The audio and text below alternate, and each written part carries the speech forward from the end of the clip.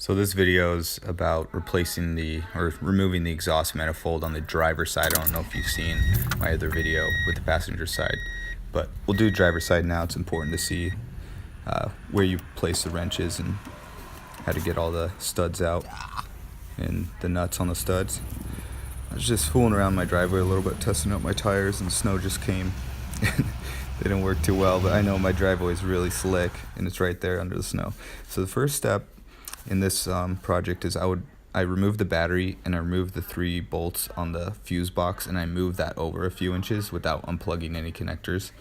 And then I removed the oil dipstick, where there's just 1 bolt and you pull it out, and at the bottom it's kind of like a O-ring that keeps it in there. So going down underneath and kind of looking at what we got and what we have to deal with, you can see the top bolts are fairly exposed, those 4 manifold bolts. And you can get to those from the top, or you can get to them from the wheel well, sticking a long extension in there.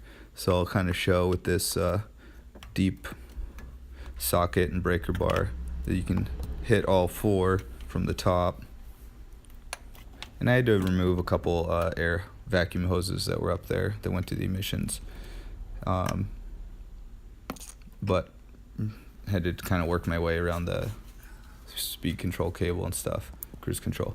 So here's the top left coming out, and for some reason the driver's side studs and nuts came off much easier than my passenger side. I have no idea why. They weren't as rusted on for some reason.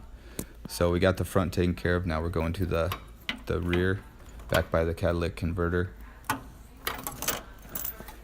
Got those, and then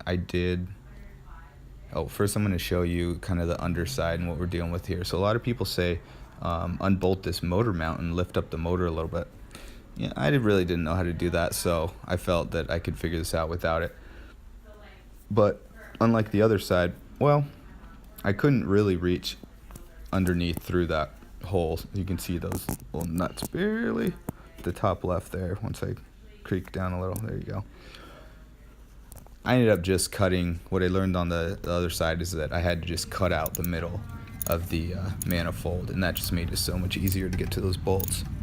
So I keep zooming in and zooming out to show you, like, give you location where I'm at going through the wheel well. So see how I made a cut and removed the front end, then I could get to those middle bottom bolts.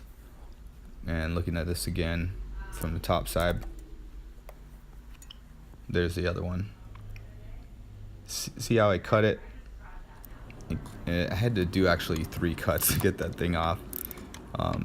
But these little ratcheting box wrenches are really handy to get the nuts off. That was the front lower. So that's pretty much it for that. Of course, you got to unbolt the exhaust, and I had to cut those bolts off because they were so rusted on. But clicking this into 4-wheel drive got me out of my driveway and onto the road. But there's no traction control in my truck, and I don't think I have limited slip, and I definitely don't have any lockers or anything, 'cause it's just stock. So we'll see what's next. Shoot me any questions if you have them in the comments, and subscribe if you can to help me out. And thanks for watching.